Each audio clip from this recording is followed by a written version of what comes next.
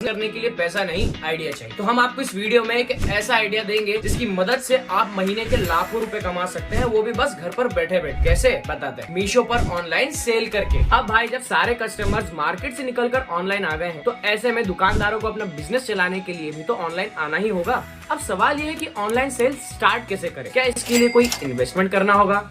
जी नहीं, मीशो की मदद से आप बड़े इजीली जीरो इन्वेस्टमेंट के साथ ऑनलाइन सेल स्टार्ट कर सकते हैं। आइए जानते हैं कैसे। सबसे पहले आपको मीशो ऐप पर जाकर अपना सेलर अकाउंट क्रिएट करना होगा। सेलर अकाउंट क्रिएट करने के लिए आपको supplier.meesho.com की वेबसाइट पर जाकर कुछ जरूरी इन्फॉर्मेशन जैसे कि आपका फोन नंबर, ईमेल आईडी, नाम, ओटीपी, ये सब कुछ फिल करना होगा।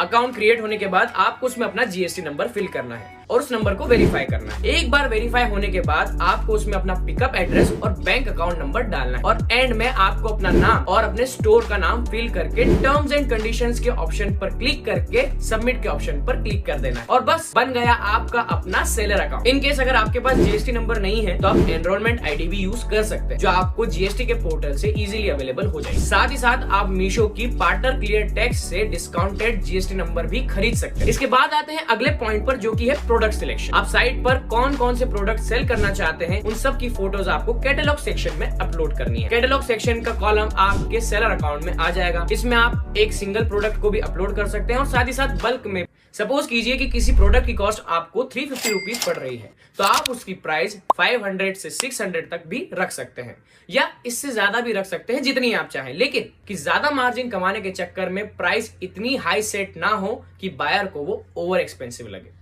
इसके अलावा जिस पॉइंट पर आपको सबसे ज्यादा ध्यान देने की जरूरत है वो है आपके कॉम्पिटिटर्स।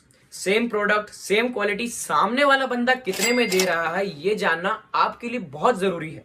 मान लीजिए कि एक शर्ट आप 800 रुपए में बेच रहे हैं और वही सेम शर्ट सामने वाला 700 रुपए में बेच रहा है, तो सारे कस्टमर्स उसी सेलर से वो शर्ट खरीदेंगे। इसीलिए प्राइसिंग डिसाइड करने से पहले अपने कॉम्पिटिटर्स के बारे में जान लें। अब बारी आती है प्रोडक्ट लिस्टिंग। आपने सुना होगा कि जो दिखता है वही बिकता है और जो जितना ज्यादा दिखता है वो उतना ही ज्यादा बिकता है। इसलिए कोशिश करें कि आप अपने प्रोडक्ट की ज्यादा से ज्यादा फोटोज साइट पर अपलोड करें ताकि देखने वाले को हर एंगल से प्रोडक्ट क्लियरली विजिबल। साथ ही डिस्क्रिप्शन में अपने प्रोडक्ट की इंफॉर्मेशन भी जरूर जैसे कि मटेरियल किस क्वालिटी का है, उसमें कौन सा फैब्रिक यूज हुआ है, वो इजीली वॉशेबल है या नहीं, वगैरह वगैरह। इससे ये होगा कि बायर तक आपके प्रोडक्ट की इंफॉर्मेशन ज्यादा से ज्यादा पहुंचेगी और वो ज्यादा कनेक्टेड फील करेगा और प्रोडक्ट को खरीदने के बारे में सोचेगा। साथ ही अगर आप अपने प्रोडक्ट में कुछ ऑफ देना चाहते हैं तो अपने प्रोडक्ट की एक्चुअल प्राइस और डिस्काउंटेड प्राइस दोनों ही प्राइस सेक्शन में मेंशन करें, वो भी डिलीवरी के ऑप्शन के साथ। अब last but not the least, order management. सिर्फ ऐप पर प्रोडक्ट को अवेलेबल कर देने से बिजनेस नहीं बढ़ता। बिजनेस को